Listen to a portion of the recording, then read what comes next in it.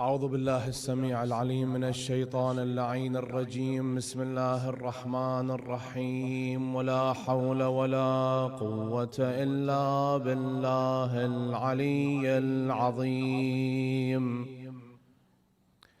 اللهم صل على محمد سيد المرسلين وخاتم النبيين وحجة رب العالمين، المنتجب في الميثاق المصطفى في الضلال المطهر من كل آفة، البريء من كل عيب، المرتجى للشفاعة، المفوض إليه دين الله. السلام عليك يا أبا عبد الله وعلى الأرواح التي حلت بفنائك وأناخت برحلك. عليك مني سلام الله أبدا ما بقيت وبقي الليل والنهار، ولا جعله الله آخر العهد مني لزيارتكم. السلام على الحسين وعلى علي بن الحسين وعلى أولاد الحسين وعلى أصحاب الحسين وعلى أخته العقيلة عقيلة الطالبين زينب الكبرى وأخيه أبا الفضل العباس ورحمة الله وبركاته. قال الله العظيم في محكم كتابه الكريم: بسم الله الرحمن الرحيم. ولقد كتبنا في الزبور من بعد الذكر أن الأرض يرثها عبادي الصالحون. آمنا بالله. صدق الله العلي العظيم. اللهم صل على محمد وآل محمد. In the last few nights we have spoken about some of the characteristics of the companions of Imam Hussein alayhi salatu wassalam, and the lessons that we can learn from these characteristics and traits, these virtues that we can implement them and have them as our own as well, to be companions of Imam Al-Hujjat ibn Al-Hasan Al-Mahdi alayhi afdal salati wassalam wa ajjal Allah ta'ala farajahu al-sharif. Allahumma salli ala Muhammad wa The month of Muharram and Safar gives us a chance to renew our allegiance to Imam Al-Hussein alayhi salam, and of course to Imam Al-Hujjah. And the similarities between these two Imams are not one or two, there are many. Their mission are very much alike. The companions are very much similar. And of course, both are reformers. Imam Al-Hussein is a reformer, and he stated that, or he said, لطلب الإصلاح في أمة جدي رسول الله صلى الله عليه وآله وسلم. And Imam Hassan is of course a reformer. And we have many ahadith from the Prophet صلى الله عليه وآله وسلم and other Imams that verify these, where it says that يملأ الأرض قسطا وعدلا بعدما ملئت ظلما وجورا. That Imam Al-Hujjat ibn Al-Hasan, he will come and he restores justice to the world that is filled with injustice and tyranny.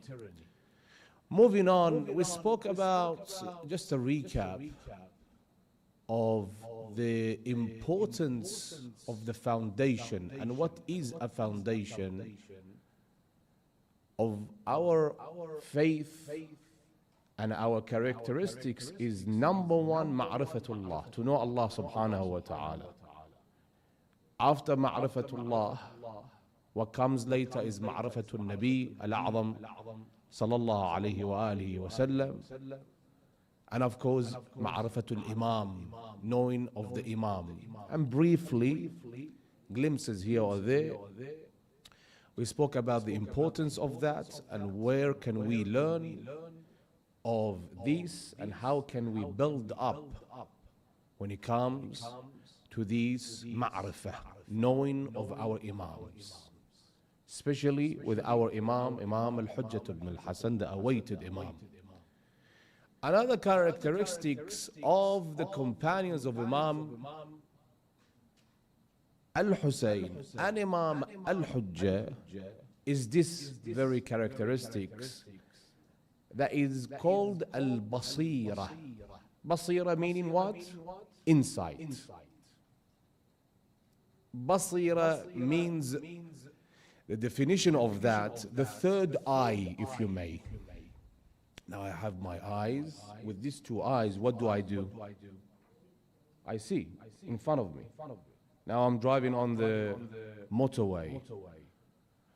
If I close my eyes and I'm driving 120, 130, I close them briefly. What happens? I will have an accident. It's very important that I leave them open. They are very important for you to leave open, for you to see in front of you. But more important than these two eyes is the third eye, that is the insight. That it's a basira. That it's an eye of the heart. Al-qalb. And what does that mean? Is for you to understand and to know the difference between haqq and batil. Now I know Ahlul Bayt, I know the Imams, I know Allah subhanahu wa ta'ala, but I don't know the difference between haqq and batil. If I don't know the difference between haqq and batil, what happens with me? I fall into the abyss. I become deviate. I lose my faith. I don't know the difference between haqq and batil. I have no basira. And it's not easy to come to basira. There are stages to attain basira. It's not something you go to the supermarket and you say, let's buy a couple of kilos of it and let's see how we can make use of this. No, basira is very hard to have. They saw the Imams with the eyes and they knew of the Imams and they even memorized their khutab. They heard them, but yet they fought them. If we can have the echo a bit down. Salli ala Muhammad wa ali Muhammad. Allahumma salli ala Muhammad. If you look at the ahadith of Ahlul Bayt, number one, the hadith of Imam Amir al-Mu'mineen Ali ibn Abi Talib alayhi afdalus salati was salam, he says, Allahumma salli ala Muhammad wa ali Muhammad. Al-basira nurul qalb, tumayyiz bihi bayn al-haqq wal-batil. Insight is a light of the heart. Insight, that means the basira, is a light of the heart, through which one sees and knows the differences between truth and falsehood. That's what basira does. There you see the difference between this and that. The ayah of Quran al-Kareem, and this ayah is an ayah that the Prophet sallallahu alaihi wasallam, this is the Prophet's ayah. What the Prophet says, قُلْ هَذِهِ سَبِيلِي أَدْعُو إِلَى اللَّهِ عَلَى بَصِيرَةٍ أَنَا وَمَنِ اتَّبَعَنِي. Say, this is my way, I call to Allah subhanahu wa ta'ala with insight, I and those who follow me. I and those who follow me. So it's not just something that you might say, today I want it, tomorrow you have it. There are many ahadith in relation to Allah subhanahu wa ta'ala puts it in your heart. Same thing as guidance. You chose to come to the Majlis. Yes? You chose to come to the Majlis. Allah made it easy for you to come to the Majlis. But someone just across the road, he might be playing basketball, listening to rap music. He doesn't have that kind of even idea of coming to the Majlis, attending this Majalis. Allah even says it in Quranic Kareem, I guide those who want to be guided, not the ones they don't want to be guided. The ones they don't want to be guided, we're not going to force them. Allah sent 124,000 prophets. From day one, Allah could have just sent one and forced all mankind to believe in Him. But Allah sent 124,000 prophets. That one they killed, they crucified. Not Isa, different prophets. They crucified them. Yahya, they decapitated. One of the prophets, Zakaria, they cut him in half. Another prophet, they took off his skin while he was still alive. This kind of torture and death, Allah could have just stopped it from day one. My ibad, my people, the ones I created, one prophet, and I will force you to believe in this prophet, and you believe in the oneness of Allah subhanahu wa ta'ala. About 124,000, I give you a chance. Let's see what you do. That is why it says, Al-basiratu nurun yaqdhifuhu Allah fi qalbi man yasha. Insight is a light that Allah casts into the heart of whomsoever He wills. If Allah wills it for you to have it, you will have it. That means what? That you're ready to receive it. You're ready to receive basira, insight. Allah gives it to you. But if you're not ready, if you don't have the capacity to receive it, Allah wouldn't give it to you because you don't understand the value of basira. If you don't understand the value of something, why would Allah give it to you? Allah wouldn't give it to you. That virtue is possessed by the ones that understand the value of it. The Imams, they understood the values of it.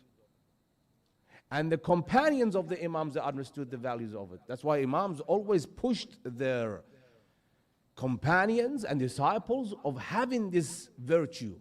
It's a necessity. If you remember, yesterday I mentioned this hadith from Imam al-Kadhim where he said, and to know what gets you out of religion. What takes you out of religion? Because I should know my enemy. I should know my friend.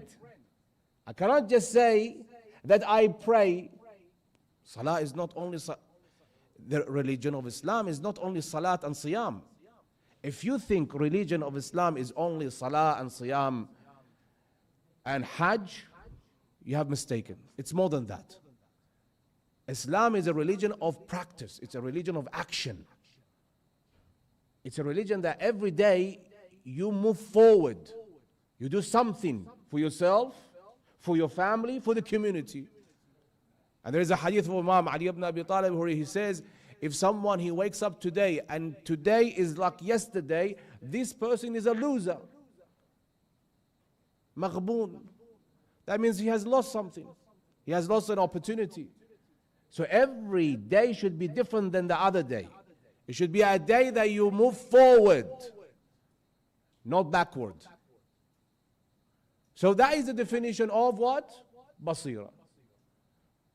Al-basira is this, insight, knowing the difference between haqq and batil. The third eye, the eye of your heart. So that is the definition of it. Now what? The importance of basira is this. When it comes to importance of basira, is that if you have the basira, if you have the insight, You will not deviate. And it's not a thing that you practice it one and you put it in action once or twice. It's every single day. Every single day you must do this. Imam al-Sadiq says, لا عبادة إلا بتفقه ولا فقه إلا ببصيرة ولا بصيرة إلا بيقين. There is no true worship without understanding. No understanding without insight, بصيرة. And no insight without certainty. Such a beautiful hadith. So, لا عبادة إلا بالتفقه. Your salat, your worship must be with understanding, must be with tafaqquh, learning of your religion. And that is something that Allah also gives it to you. إذا أحب الله عبدا فقهه. If Allah loves a abd, Allah gives him fiqh, meaning what? Religion, understanding of religion. That is what? Number one.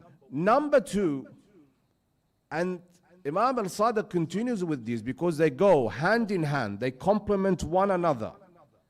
He says that there is no understanding, no tafaqquh, without insight. Without insight.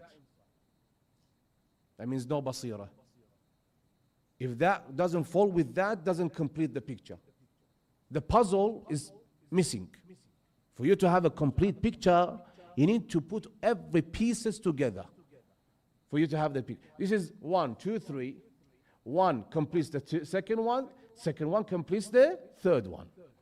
And then the Imam says, and no sight without certainty. There is no insight without certainty. There is no basira if you don't have certainty. To be certain of what? Of your ibadah, of your action.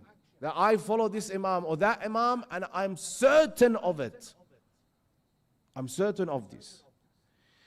Of course, there are many of the ayat of Quran al-Kareem where Allah subhanahu wa ta'ala also gives us an insight of basira, where he says, فَإِنَّهَا لَا تَعْمَى الْأَبْصَارِ وَلَكِنْ تَعْمَى الْقُلُوبِ الَّتِي فِي الصُّدُورِ.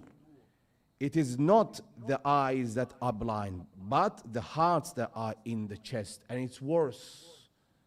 If this one closes down and you can't see the seat, you can't see in front of you. You can't tell the shapes and the colors. But if this dies and turns off, and you don't know the difference between haqq and batil, it's more of a danger than this closing down. You might say, where is this coming from? Imam Ali says that. Imam Ali says, if these two are shut down and you can't see in front of you, it's less danger than this shutting down, the basira shutting down. You make a grave mistake, you end up somewhere that you shouldn't be ending up. That is why one of their traits is this. One of it is this one, that these individuals, the companions of Imam al-Hussein, they possess basira. Even Abu Fadl Abbas, Qamar Bani Hashim, Salamullah alayh, there is two hadith, one from Imam Zayn al-Abidin and one from Imam al-Sadiq, where he says, كان عمنا العباس نافذ البصيرة صلب الإيمان. Our uncle was the one with basira, insight. See how important it is that an imam, an infallible imam, when he talks about Qamar Bani Hashim, Abu al-Fadl Abbas, he says what? كان عمنا العباس نافذ البصيرة صلب الإيمان. Now, how is this connected to me and you? I'll give you an example. We live in which Imam's time, which era? Imam al-Hujjah, yes? Do we have the same test as the people, the Shia in the time of Imam Hasan al-Askari? No. If you look throughout history, from Imam Ali ibn Abi Talib to Imam al-Hujjah, every single Imam had a different test. There were different tests. Imam Ali ibn Abi Talib, when the Prophet passed away, they usurped the Khilafah. Shia at that time, that was the test they had to go through. You, Ali, Qali' Bab Khaybar, you, Ali, the killer of Marhab, the conqueror of Khaybar, the killer of Amr ibn Abduwaid, you're going to be silent? Go take your haqq. You go and take your right. They usurped the Khilafah. That test was the test of the Shia at that very time. There were very few, weak. They couldn't help the Imam. That was the test of Imam Ali, Shia in that time. Imam al-Hasan, alayhi afdalus salati was salam's test was different. The challenge Imam al-Hasan had was what? The peace treaty. Imam al-Hasan, after his father's martyrdom, when he inherits these problems and he becomes the Khalifa, of course he's an Imam. Allah subhanahu wa ta'ala has made him an Imam. He's divinely chosen by God the Almighty. But for people, you know, unfortunately some people think this is something you and I give to the Imam. It's not an election. They give it to the Imam or take it from the Imam. When Imam al-Hasan became the second Khalifa, he had a different challenge than his father. The people in that time, they were tired. They didn't want to fight Muawiyah. And Imam Hassan saw that his own people are betraying him. His own cousin betrayed him, Ubaydullah ibn Abbas. Where Muawiyah sent to him, he said to him, I give you 50,000 dinar. 50,000 dinar. Give me Hassan ibn Ali. He wrote back to Muawiyah, and he's the cousin of Imam al-Hasan. Do you want from me to bring his head, or do you want me to bring him in chains? How do you want it? His own cousin betraying him. So Imam al-Hasan went into peace treaty. The Shia of Imam al-Hasan's time, that was their test. They have to know, have basira, see, basira, know haqq from batil. Know haqq from batil. Some of them, they came to the Imam after the peace treaty. They said to him, how dare you do something like this?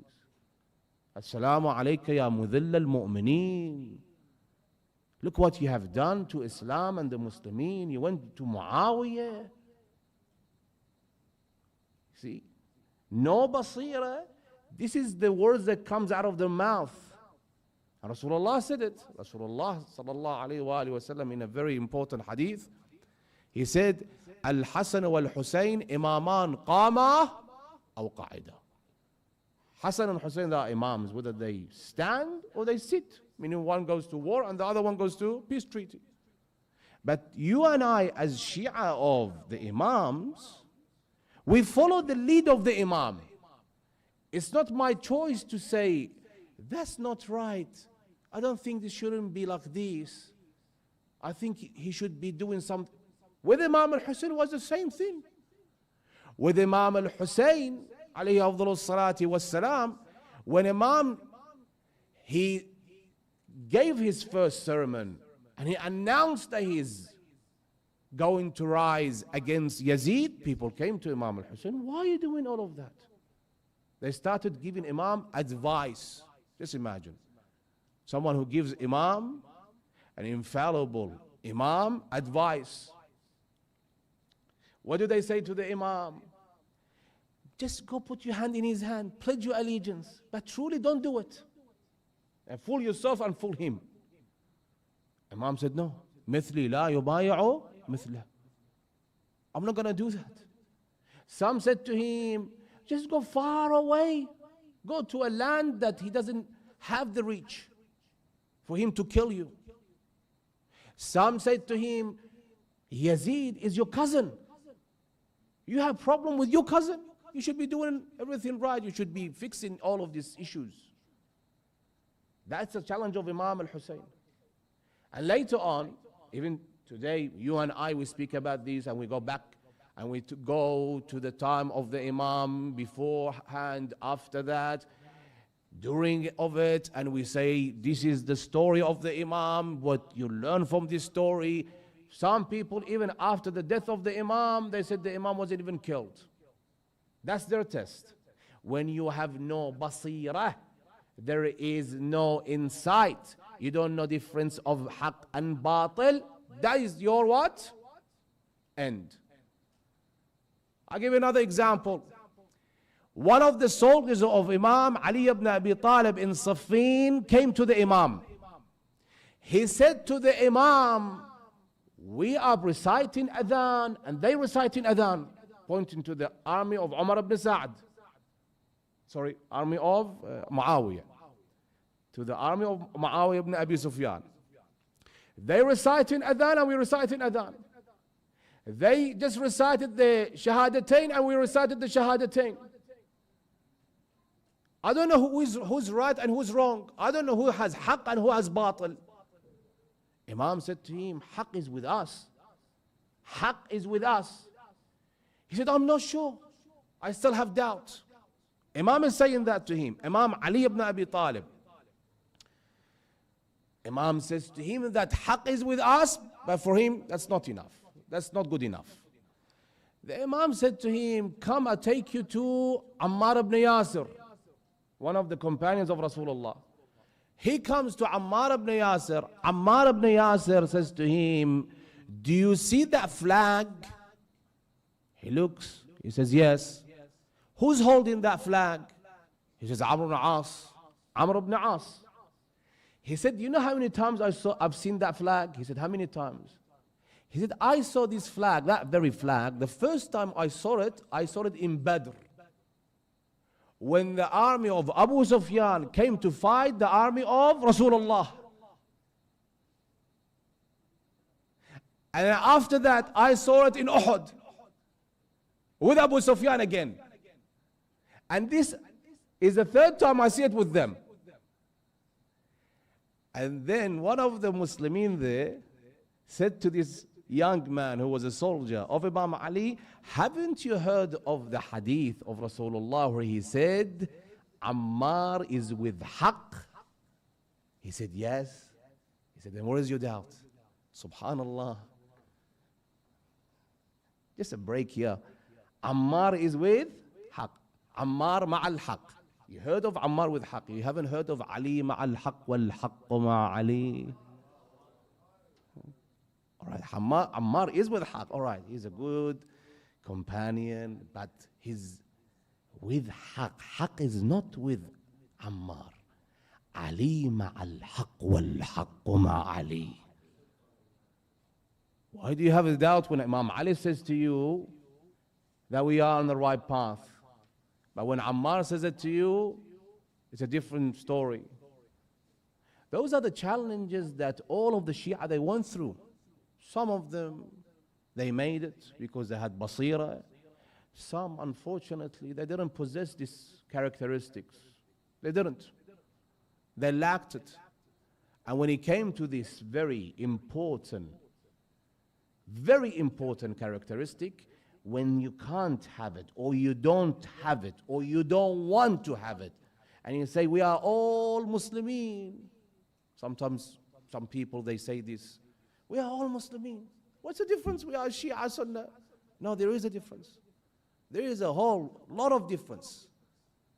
You are Shia, your salah is different, your leader is different, the sources you get your religion from is different.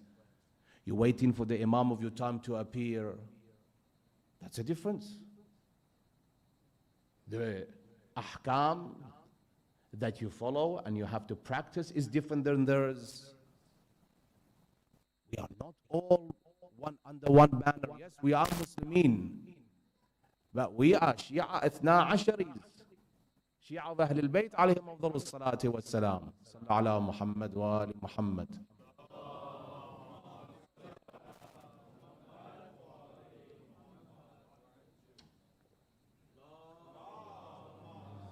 Muhammad wa ali. You need to replace it. Allahumma salli ala Muhammad wa ali Muhammad. Good, inshallah. That is the challenges they had, and they had to go through it. And unfortunately, many fall into the problems and the tribulations, and they lost. And of course, many of them, they made it, and they were victorious. And today, you mention their names. It's a matter of moments, to be honest, for you to sit down and think. You sit down and you think, tafakkur. You look at it and you don't judge, like we say, the book by its cover.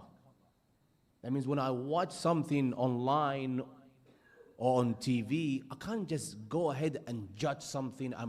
I make my last conclusion with this. I can't do that. Take a moment. Take a break. This is what happens with the Imam of our time. That is why Imam Ali ibn Abi Talib says about this very time, why is it all of the Imams, even the Prophet, he talks about the major occultation? Because they want to prepare me and you for this. It's a very tricky part, isn't it? You don't see your Imam. There is so much fitna. Everyone raises a flag and everyone runs after the flag, and subhanallah, we say something in Arabic, we say that hashrun ma'an nasi Eid. This person is a leader, they run after him.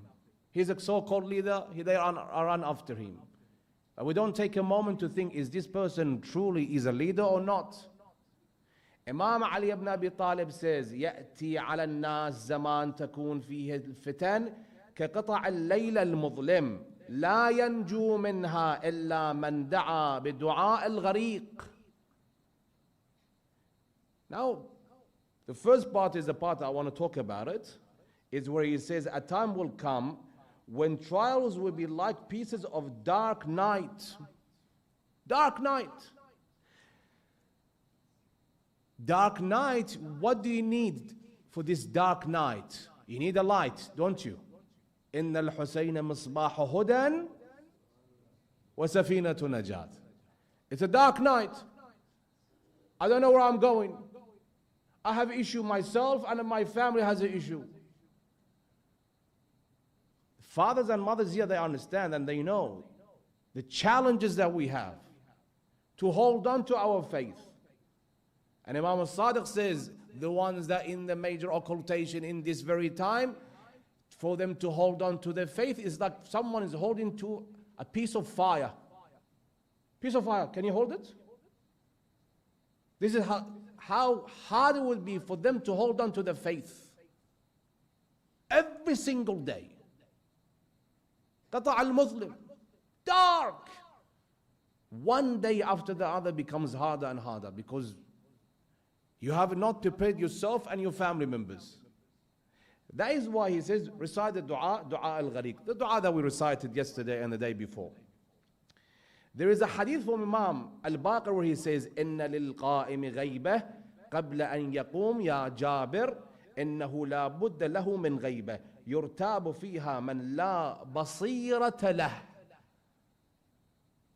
Subhanallah, whenever I go through this hadith, I read them, I see that our Imams, they have prepared us for everything. For everything. Like a merciful father. You have no excuse to say, oh, he didn't tell us, oh, I wasn't aware. You weren't aware because you didn't open the books. You didn't search it. You didn't come and learn it. Imam al-Baqir says, indeed, for Al-Qa'im, there will be having a period of occultation before he rises. This one. The major occultation. Ghaybat al-Kubra. O Jabir, he must go into occultation in which the one who without insight will fall into doubt. The ones that have no insight, they will fall into doubt. Is he alive? Is he coming? Where is he? Was he born? Someone maybe killed him. You know how many people have written books and done lectures about this very topic? He's not alive, or he wasn't born yet, or he's not born yet. And they give you a whole list of doubts. They infuse it for me and you. They put it forward. And many people, they eat it up. They say, you're right. Where is he then? If he's truly alive, then where is he? That is why the Imam says the ones that have no insight, these individuals, they fall in doubt. And if doubt comes into your heart, that's a big issue, big problem. Like cancer, what happens with cancer? If you have cancer, what happens with it? It spreads out. From day one, you have to cure it. If not, it will spread out 1 inch at a time, and then you see this will spread out to yourself and then to others, and you have so-called Yamanis, and you have Fulan and Fulan, the Hassanis and the Ahmadis, and subhanAllah, today we have, MashaAllah, hundreds of them coming out in United States, in United Kingdom, in Australia, in Middle East, and some poor people, poor into financially, and when it comes to education, knowledge, they follow them. They just, okay, whatever he says. The Yamani. Why are you following the Yamani? Because he's giving out food during Muharram and Safar. That is why you cannot follow someone because it's that person. لا يعرف الحق بأهله. It's not just that person or with your emotions. That's very important. None of our Imams or companions, they told us or themselves, like the companions, followed it because of the emotions. It's with their foresight, with their insight, with their basira. Never ever you find it to be with emotions. Atafi. There is a logic behind it. There is a reason behind it. That you follow this individual. From Rasulullah sallallahu alayhi wa alihi wa sallam to Imam al-Hujjat ibn al-Hasan al-Mahdi.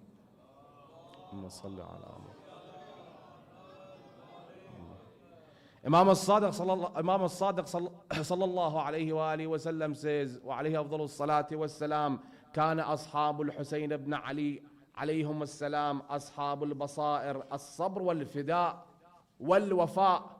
The companions of Imam al-Hussein were the people of insight, patience, and loyalty. What? 3 things here the Imam mentions, or 4 things. This hadith is 3 to 4. That he says, Basair, Sabr, and Wafa.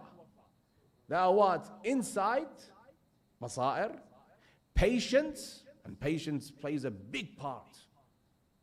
Patient from the day Imam, he announced his revolution to the last moment for himself. And then he gave the banner to his sister, Lady Zainab, that with patience you see this to be victorious. One after the other, they took this, the basira, and then patience, and then loyalty.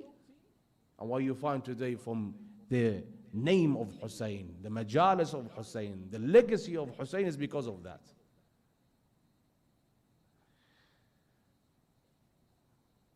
Imam Ali ibn Abi Talib alayhi salam says about the companions of Imam al-Mahdi.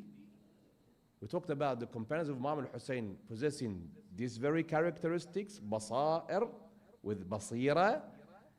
And the companions of Imam al-Mahdi is what? لا يحمل هذا العلم إلا أهل البصيرة والصبر. None shall carry this banner of truth except the ones with basira and endurance. Meaning what? Ashab of Imam al-Hujjah. With basira. They don't just follow whoever. They know the difference between haqq and batil, and they make the right choice. and they take a moment to think about it, and then they take a moment to do what? Make the right decision. There is a beautiful hadith from Imam al-Sadiq where he says about the companions of Imam al-Mahdi. Their hearts, the Imam says, قلوبهم كزبر الحديد. زبر الحديد. لا يشوبها شك في ذات الله. أشد من الحجر. لو حملوا على الجبال لأزالوها. Their hearts are like pieces of iron. No doubt enters their hearts. Here, this very hadith, there's two versions of it. The long version and the short version. I give you a glimpse of the long version as well. The Imam talks about the companions of Imam al-Mahdi and the right Shia of how these people are. How strong they are. Their hearts, the Imam says, in this very hadith, أشد من زبر الحديد. That is stronger than what? Iron. In the long version, the Imam says, it's stronger than iron. Why? Because when you put the iron into the fire, what happens to it? It changes color. When you take it out, that's what a blacksmith does. He takes the hammer and he starts to weld it, the shape that he wants. Imam al-Sadiq says, a true Shia, a companion of Imam al-Sadiq, and the other Imams, and for us the companion of Imam al-Hujjah, they have the heart that is stronger than iron. That no matter what you do with them, put them into fire, take it out. Put it into fire again, take it out. Once, twice, 3 times. Their heart doesn't change. No color, and you can't do anything with it. That means what? Is this fire truly a fire that you enter? No, it's the test, the turbulences, the roller coaster that goes up and down. That no matter what happens, but what it does with you makes you actually stronger, prepares you more for the coming of the Imam alayhi afdalu salatu wassalam. If they have this, كزبر الحديد لا يشبها شك في ذات الله, and they have no doubt entering their hearts regarding Allah subhanahu wa ta'ala, and they are stronger than rocks. If they are commanded to move mountains, if they command to move mountains, that's how much power they will possess. They would do so. Who? The companions of Imam al-Hujjah. Again, Basira here plays a big part. The insight that you and I, we truly, in this time and age, we need.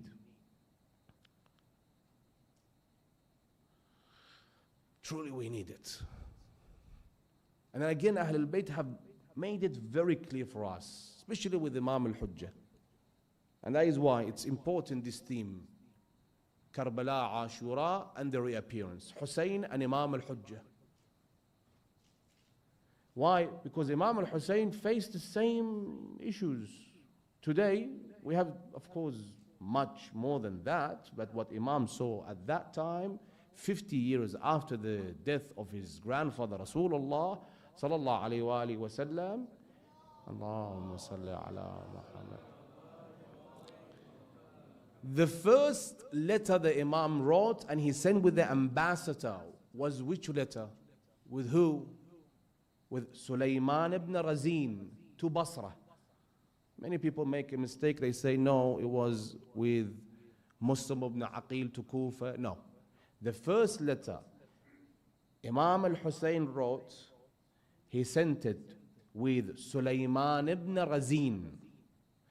Sulaiman ibn Razin, when he reached Basra, Basra is south of Iraq, he came with this letter.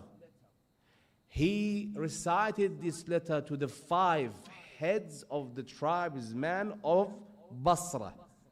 In it, the Imam said, don't you see that the sunnah of the Prophet has died and the bid'ah, heresy, has taken its place? Now you tell me today, don't we have that issue with the sunnah of Prophet? The sunnah of the Prophet is dead. The so-called people calling themselves Muslimin, sunnah, really, if you look at it, they don't practice any sunnah of the Prophet, do they? I don't think so. They call themselves sunnah, but here I complete this with the other saying of the Imam, and you tell me how connected they are. ألا ترون أن السنة وإن السنة قد أميتت والبدعة قد أحيت. Sunnah of the Prophet has died and the bid'ah has been set to be alive. Help me. This is 50 years after the death of Rasulullah. 50 years. We're not talking about 1,000 odd years later. 50 years. And yet this is what Imam is looking at, and he's seeing this is the ummah of his grandfather coming to this point. Help me to fight this movement that Islam of Rasulullah, Islam of Muhammad ibn Abdullah, Islam of Rasulullah has become Islam of Muawiyah and Bani Umayyah. And we have no issues with the individuals, but we have issues with the actions. Yes? The Umayyads.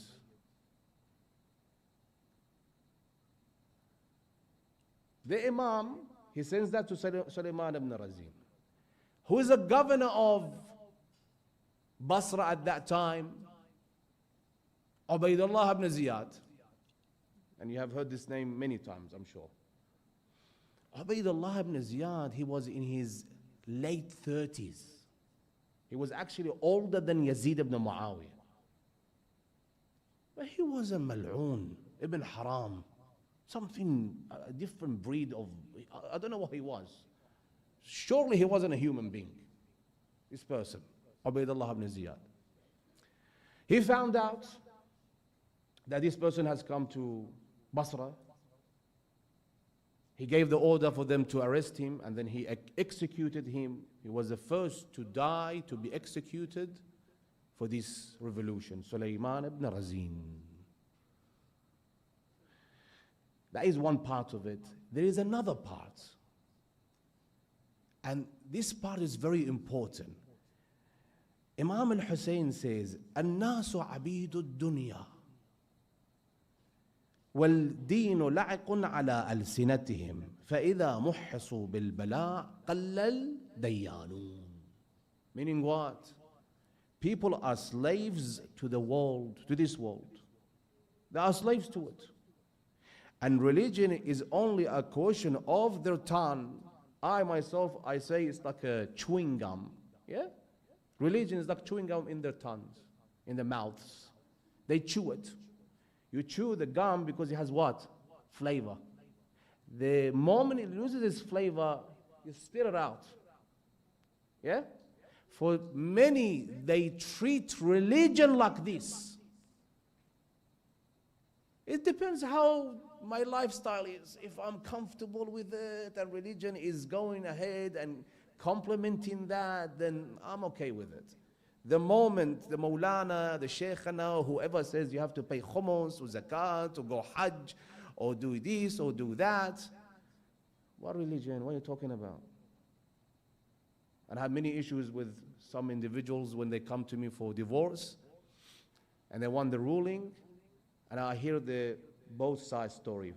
Of course, when a lady, the wife, wants to give you the story, she always cries, and I tell her, okay, go ahead, finish. She finishes crying, and she finishes, all right, what about you? And of course, the man says the story. You don't see any tears, but you hear the other side.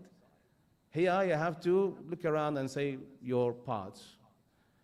Subhanallah, whenever you want to talk about it, you want to say what Islam is saying, you see both of them, they say, I don't want this. No. That means what?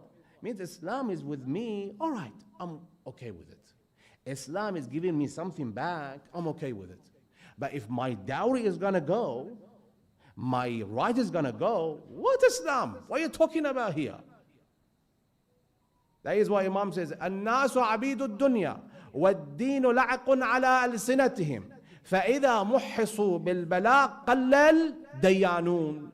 People are slaves to the world. They are slaves to it.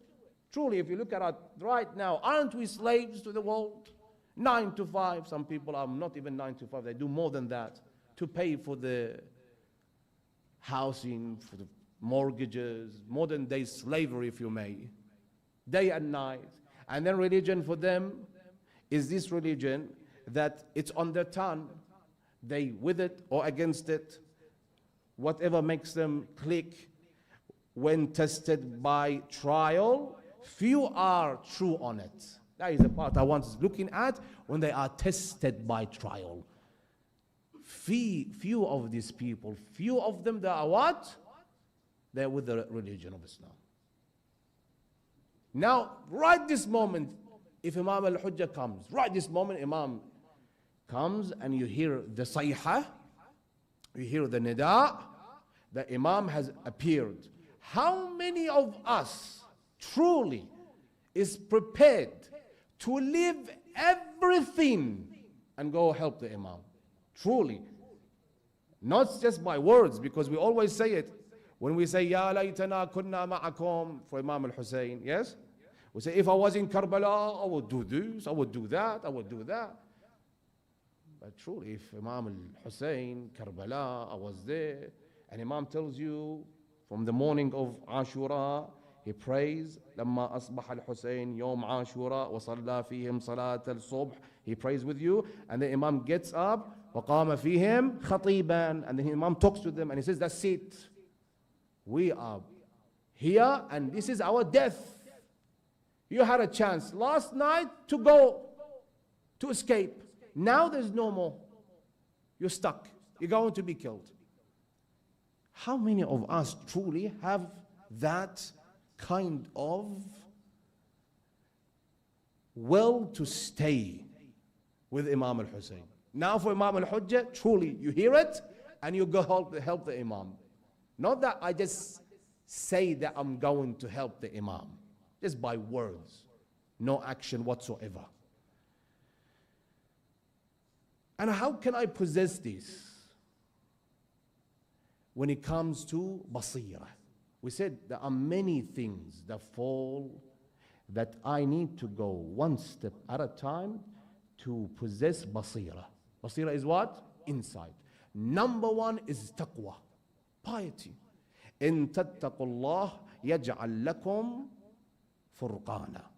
If you fear Allah, He will grant you certification. And then of course there is a dua. Allahumma arina al-haq حقا وارزقنا اتباعه وأرنا الباطل باطلا وارزقنا اجتنابه. Oh Allah, show us truth as truth. You see truth as truth. Not that you see truth as falsehood and you see vice versa. And allow us to follow it. Allow us to follow it. Sometimes I lose the timing, or I'm a bit hesitant here or there. I need to see it as truth, the true picture of it, and follow it. And show us falsehood as falsehood, and allow us to avoid it. That's another part. Number one, we said what? Taqwa. Number two, dua. Number three, and that is very important, and that is what? The sources again. Every now and then I'm going to put this in. Going back to the right source of our religion. Where do we get the right source of our religion?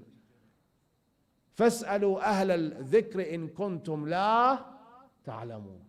Ask the ones that Allah subhanahu wa ta'ala has given them the ilm.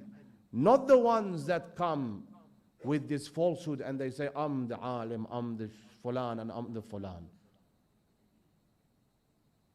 And be careful listening to any part of the lectures, any part of their segments, or having any book in your house. And it's even haram to have a book that might deviate you. So if I have a book, for example, of Salman Rushdie, the satanic verses. It's haram for you to have it. I might have it just to read it. I wouldn't purchase it. I'm just giving an example. To give some feedback about it, yes. But for me to have it, just to have it in my house and go page to page, no. I have Sahih al-Bukhari for what reason? Because I want to get from it out of Sahih al-Bukhari some ahadith that gives you the virtues of Amir al-Mu'mineen, to debate them, yes. But other than that, if I myself haven't worked on my own foundation, then why are you going after other people's books? Why?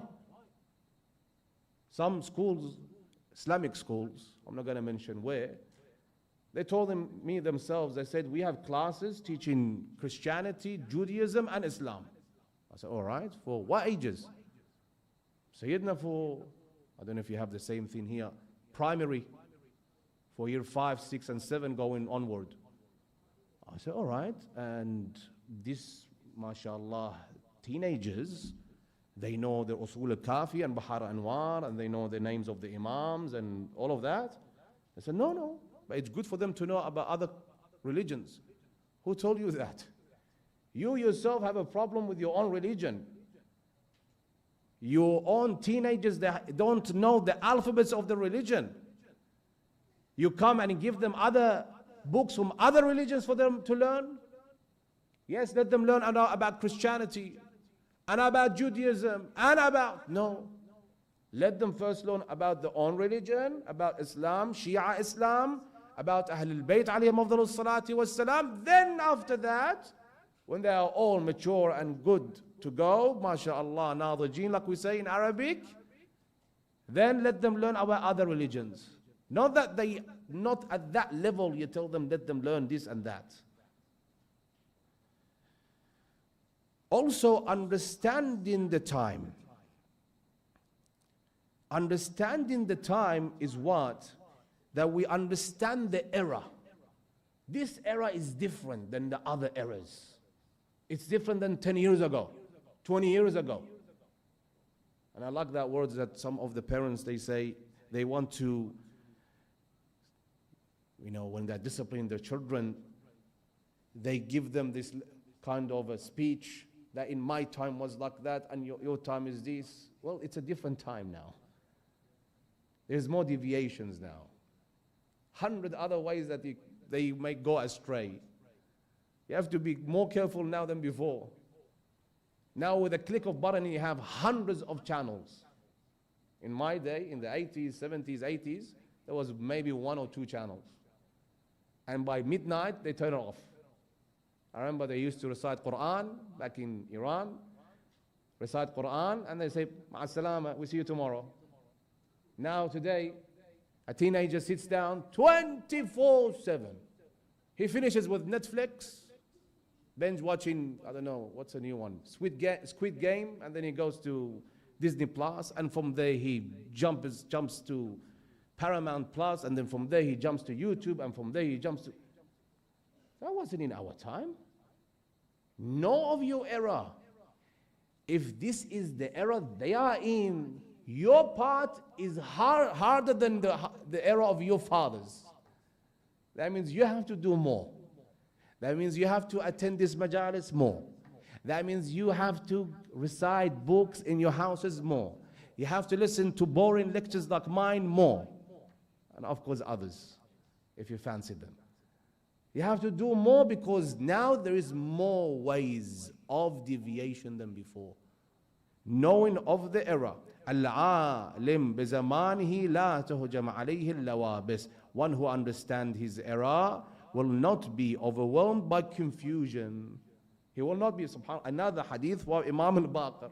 I told you, everything they prepared us. This is our Imams. They prepared us for everything.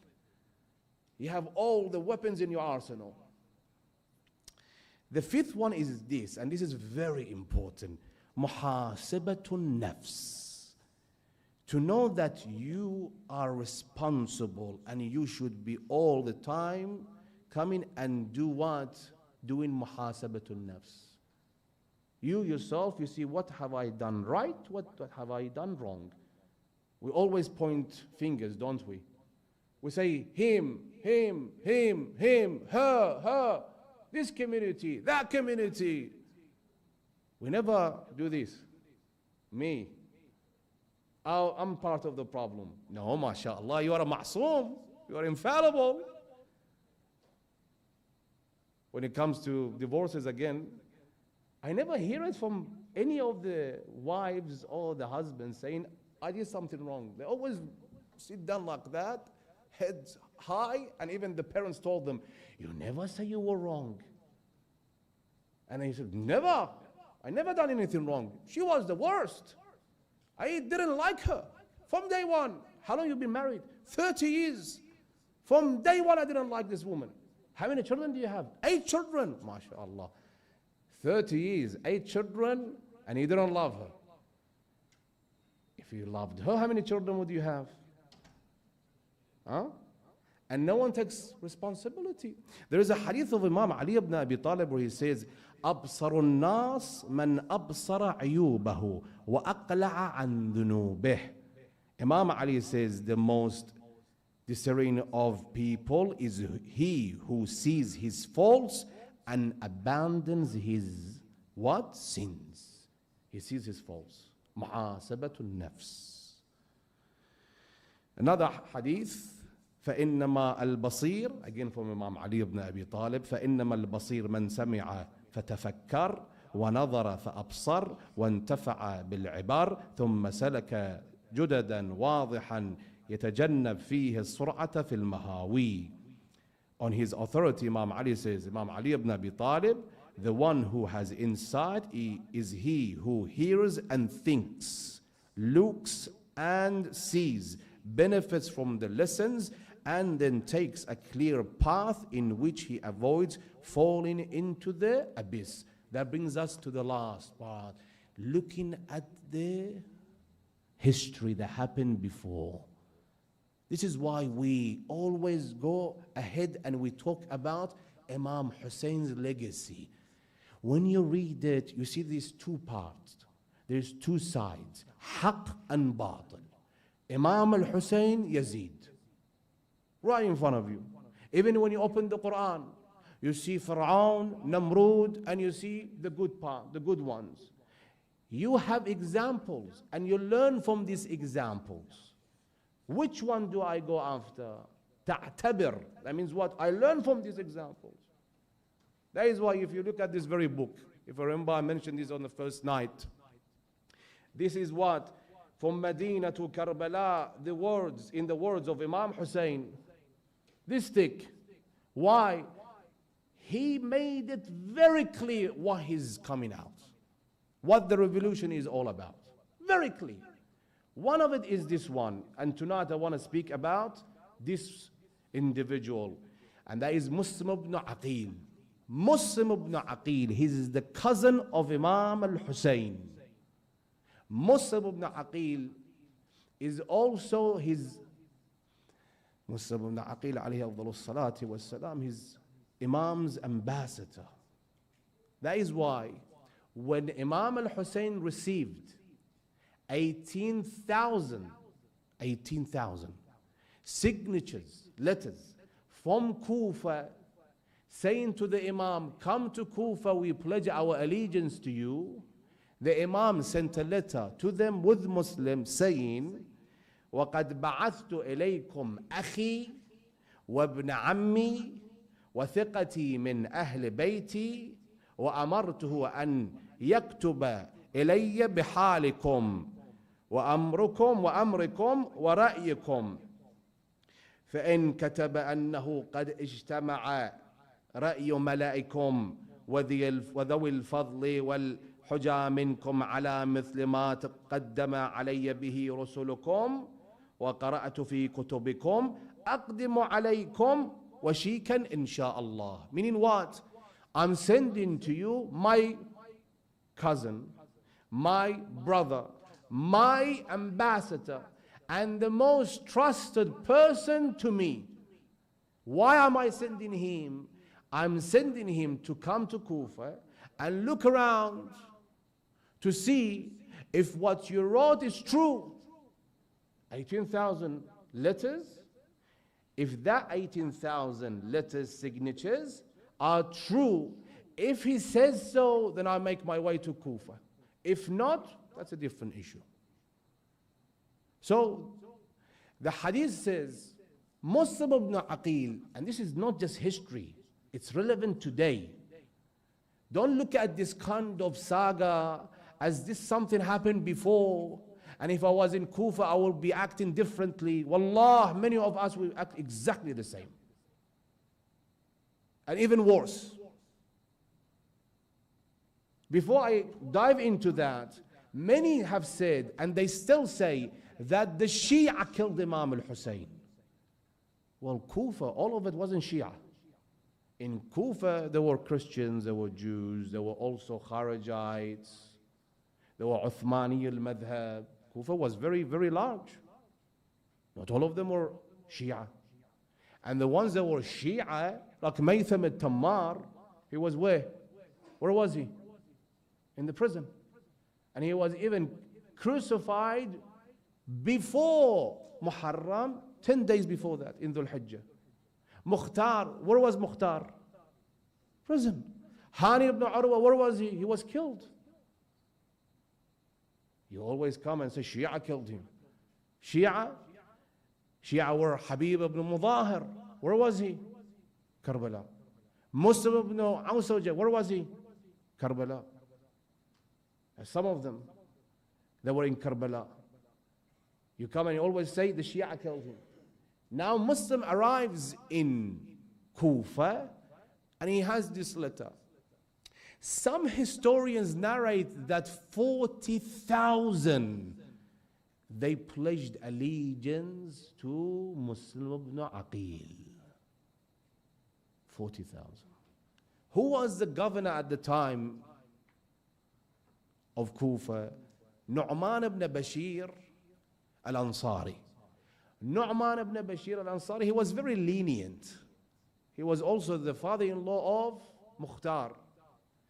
When he arrived in Kufa, Muslim ibn Aqil alayhi salam, he went to the house of Mukhtar.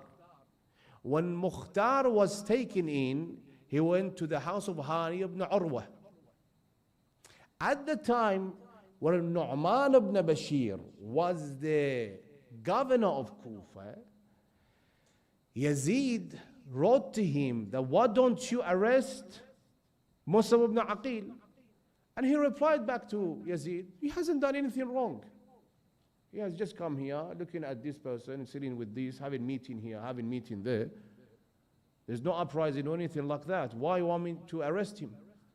For someone like Yazid, this government of his, this hukuma of his, Nu'man ibn Bashir is not good enough. He needs Ubaydullah ibn Ziyad. He needs a bloodthirsty person. Ubaydullah ibn Ziyad, at the time he was the governor of where? Basra. He receives a letter, get yourself ready, go to Kufa. You have the Iraqain. Iraqain means Kufa and Basra. Now you are in leadership of both of them, and go there, do what you please. He entered the way he entered, disguising as Imam Hussein, and here, see, I told you, Basira plays a big part. You can't be just running around and say, I'm a Shia, like a headless chicken. Some people are like that. You should really look what's happening. Open your eyes. Have insight. He comes into Kufa. What do I do? Well, threat them and give them money. Two things. Either they will be scared of it, of the sword, or they want money. Buy them off. We said 40,000 pledged their allegiance to Muslim ibn Aqil. Imam al-Hussein is coming with his caravan. He received a letter from Muslim saying, Sayyidi wa Mawlai, these people are ready for you.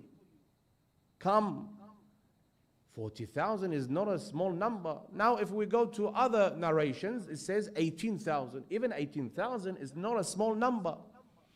And also with these two that he said, money or sword, he added a third one, Ubaydullah ibn Ziyad, and that was a lie, where he said that we have an army of 90,000 coming from Damascus. Can you fight them off? Then fight them off. If not, then surrender.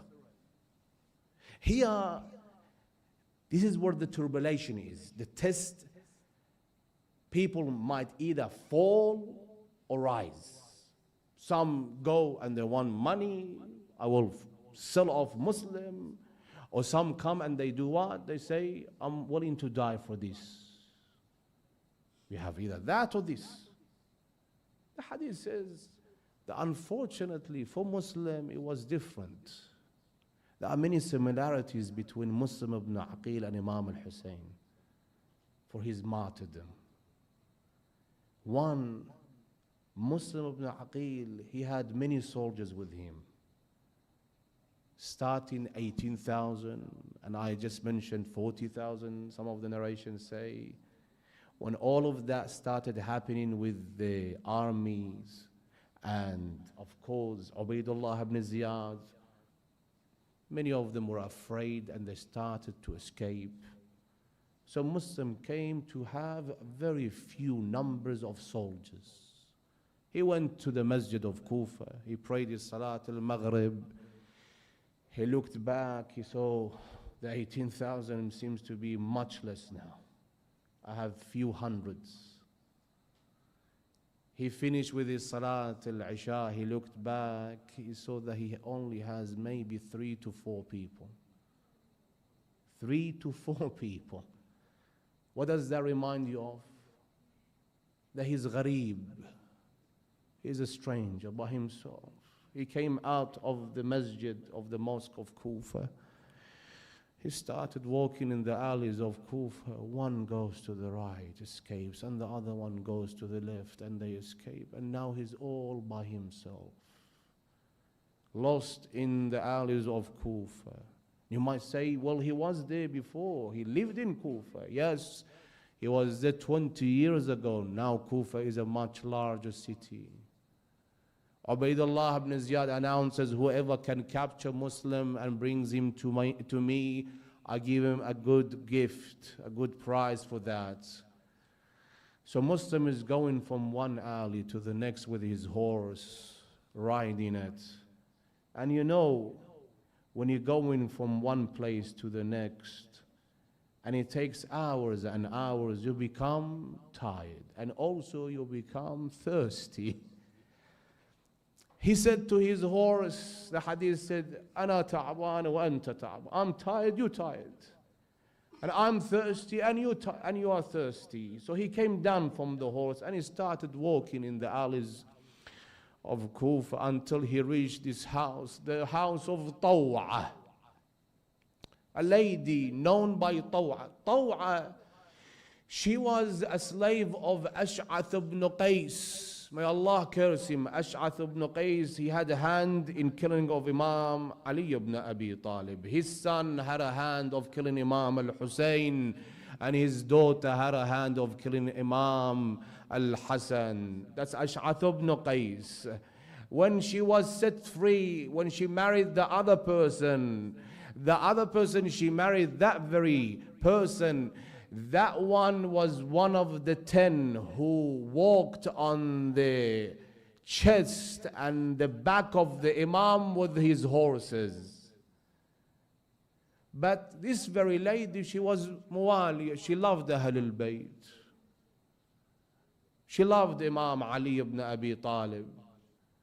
Muslim came down, he came down from his horse and he walked, came close to her house. He leaned to the wall and then he placed his head to the wall to take a minute or two of rest. She came to him and she said to him, "Oh man, ittaqillah, fear God, go to your house. I'm an old woman. in dead of night, you're standing in front of my house. What would the people say? He doesn't reply back to her. She's waiting outside for her son to arrive. She goes into the house, hoping that this man left, this stranger. Again, she comes out. She says to him the same thing. Ittaqillah. Fear God. You are standing outside of a house of a woman who is a stranger, and you are a stranger. You shouldn't be here. Again, he didn't say anything. She went in, hoping that he would leave. The third time she came out and she said the same. Muslim ibn Aqil looked at her and he said to her, "Oh woman, I'm a stranger here. I have no house to go to. There is no way I can go to. Where do you want me to go?" She said to him, "Who are you?" He replied, "I am Muslim ibn Aqil. I am Muslim, son of Aqil. Do you have any water?" She said, "Yes, of course." She went into the house. She brought a cup of water for Muslim. He drank the water. She said then to him, "Come into the house. They are looking for you. There are soldiers all over looking for you. They want to arrest you. You can stay the night in my house, a safe haven for you." Muslim comes to the house of this woman and he stays the night in prayer and supplication. Her son comes in the morning and he finds out the Muslim is in their house. He goes to Ubaydullah ibn Ziyad and he informs Ubaydullah ibn Ziyad, "The Muslim is in our house." Ubaydullah gives him a prize, very, very hefty prize, and he sends an army, soldiers, to capture Muslim. They come and they surrounded the house of Taw'ah. When they hear their horses, she comes to Muslim ibn Aqil saying, "Oh Muslim, get up, they have come. And these people, they have surrounded the house." He tells her, "Oh woman, hand me the sword." He takes in the sword and he goes out and he fights them off. The leader of these soldiers, Muhammad ibn Ash'ath, he sends a letter back to, an envoy back to Ubaydullah ibn Ziyad saying, "Send me some reinforcement." Ubaydullah sends him a reply saying, "Why? It's only one person. You already have 500 soldiers." He replies, "This is Muslim ibn Aqil. He's a Hashemite. You think you have sent me to a person who has a stall in a market?" They send him another reinforcement and they surrender Muslim ibn Aqil. One strikes him from the right, the other from the left, the other from the top. They surround him from every side. One of the enemy soldiers, he strikes him on his lip and he starts to bleed, and he can't do much because there are many of them. They capture him. They take him to the court of Ubaydullah ibn Ziyad, and he looks at Ubaydullah not saying the salam. He says, "Don't you say the salam? I am the Amir." He says, "My Amir is Hussein, not you." He says to him, "Look what have God done to you." He says, "No, Allah is merciful." And he says to him that's it.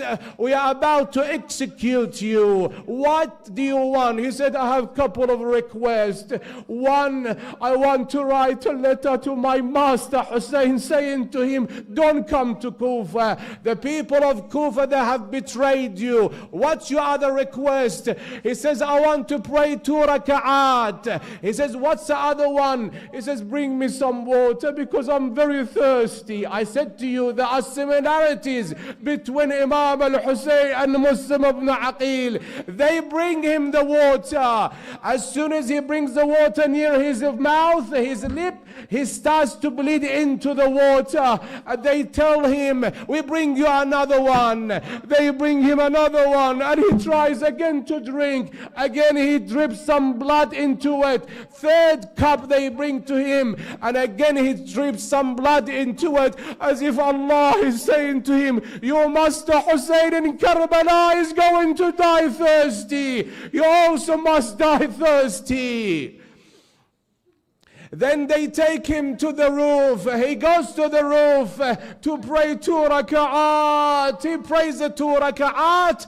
Then he looks at the direction of Medina, where Imam al-Hussein is coming, and he calls out loudly, Assalamu alayka ya Aba Abdullah. My salam to you, O Aba Abdullah. Don't come to Kufa. These people have betrayed me, and surely they will betray you. Assalamu alayka ya Aba Abdullah wa ala al-arwah allati hallat bifina'ik. وأنا أخذت برحلك عليك مني سلام الله أبدا ما بقيت وبقي الليل والنهار ولا جعله الله آخر العهد مني لزيارتكم. Raise your hand all together. We are saying the salam of Abu Abdullah al-Hussein, and we are coming closer and closer to the day of Ashura. May Allah accept your prayers and of course your supplications and your salam for Imam al-Hussein. Assalamu ala al-Hussein wa ala Ali ibn al-Hussein wa ala ashab al-Hussein وعلى أخته العقيلة عقيلة الطالبيين زينب الكبرى وأخيه أبا الفضل العباس ورحمة الله وبركاته. اللهم عجل وليك الفرج، اللهم عجل فرجه، سهل مخرجه، اجعلنا من أنصاره وأعوانه يا رب العالمين. اللهم لا تكلنا إلى أنفسنا طرفة عين أبدا. اللهم ثبتنا على ولاية أمير المؤمنين وأمتنا على ولاية أمير المؤمنين بحق محمد وآل بيته الطيبين الطاهرين. بسم الله الرحمن الرحيم. يا الله يا رحمن يا رحيم يا مقلب القلوب ثبت قلبي على دينك. الفاتحة قبلها الصلاة على محمد وآل محمد. اللهم صل على محمد وآل محمد. Couple of requests from the brothers and the sisters. Number one, please, if you can come from tomorrow